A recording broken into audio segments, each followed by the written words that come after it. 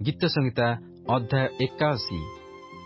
ପ୍ରଧାନ ବାଦ୍ୟକର ନିମନ୍ତେ ଗୀତିତ୍ ସ୍ୱରରେ ଆସଫ୍ର ଗୀତ।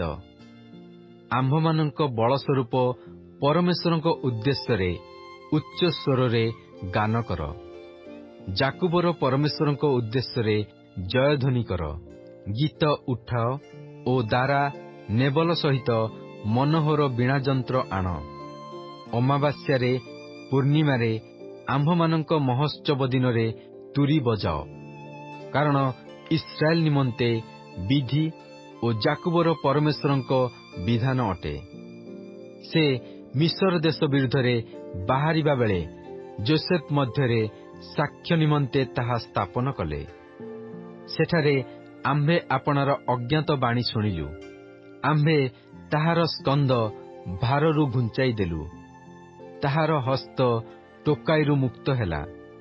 ତୁମ୍ଭେ ସଙ୍କଟ ବେଳେ ଡାକିଲ, ତହୁଁ ଆମ୍ଭେ ତୁମ୍ଭକୁ ଉଦ୍ଧାର କଲୁ। ଆମ୍ଭେ ମେଘ ଗର୍ଜନର ଗୁପ୍ତ ସ୍ଥାନରେ ତୁମ୍ଭକୁ ଉତ୍ତର ଦେଲୁ। ଆମ୍ଭେ ମିରିବା ଜଳ ନିକଟରେ ତୁମ୍ଭକୁ ପରୀକ୍ଷା କଲୁ। ହେ ଆମ୍ଭର ଲୋକ, ଶୁଣ, ଆମ୍ଭେ ତୁମ୍ଭ ନିକଟରେ ସାକ୍ଷ୍ୟ ଦେବା। ହେ ଇସ୍ରାଏଲ, ଯେବେ ତୁମ୍ଭେ ଆମ୍ଭ କଥା ଶୁଣନ୍ତ, ତୁମ୍ଭ ମଧ୍ୟରେ ଅନ୍ୟ କୌଣସି ଦେବତା ରହିବ ନାହିଁ, କିଅବା ତୁମ୍ଭେ ଅନ୍ୟ କୌଣସି ଦେବତାକୁ ପ୍ରଣାମ କରିବ ନାହିଁ। ଆମ୍ଭେ ସଦାପ୍ରଭୁ ତୁମ୍ଭର ପରମେଶ୍ୱର। ଆମ୍ଭେ ତୁମ୍ଭକୁ ମିଶର ଦେଶରୁ ବାହାର କରି ଆଣିଲୁ। ଆପଣା ମୁଖ ବଡ଼ କରି ମେଲାଅ, ଆମ୍ଭେ ତାହା ପୂର୍ଣ୍ଣ କରିବା।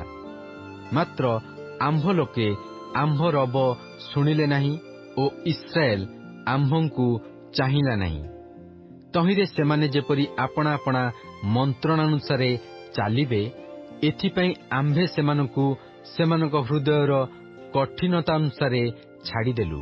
ଆହା, ଯେବେ ଆମ୍ଭ ଲୋକେ ଆମ୍ଭର କଥା ଶୁଣନ୍ତେ, ଯେବେ ଇସ୍ରାଏଲ ଆମ୍ଭ ପଥରେ ଚାଲନ୍ତା, ଆମ୍ଭେ ଶୀଘ୍ର ସେମାନଙ୍କ ଶତ୍ରୁଗଣକୁ ଦମନ କରନ୍ତୁ ଓ ସେମାନଙ୍କ ବିପକ୍ଷଗଣର ପ୍ରତିକୂଳରେ ଆପଣା ହସ୍ତ ଫେରାନ୍ତୁ। ସଦାପ୍ରଭୁଙ୍କ ଘୃଣାକାରୀମାନେ ତାହାଙ୍କର ବଶତା ସ୍ୱୀକାର କରନ୍ତେ, ମାତ୍ର ସେମାନଙ୍କର ସମୟ ସଦାକାଳ ରହନ୍ତା। ଆହୁରି ସେ ଉତ୍ତମ ଗହମରେ ସେମାନଙ୍କୁ ପ୍ରତିପୋଷଣ କରନ୍ତେ ଓ ଆମ୍ଭେ ଶୈଳରୁ ମଧୁ ଦେଇ ତୁମ୍ଭଙ୍କୁ ପରିତୃପ୍ତ କରନ୍ତୁ।